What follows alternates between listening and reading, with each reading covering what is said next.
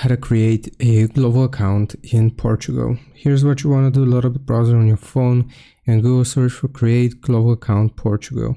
You want to click on the first link here, portugal.rider.glovoapp.com. Now it's going to take us to this page, and the first thing that you have to do is select your city.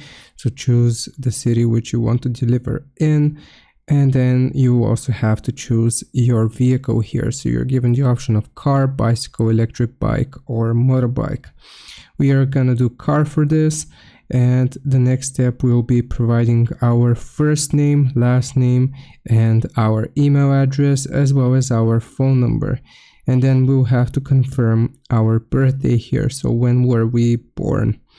After you fill this out, the last thing that you have to provide is your tax number here. So fill out your tax number.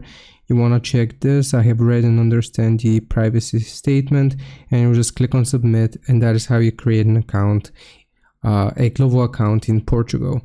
Hope this helps. Leave a like and sub. I'll see you next time.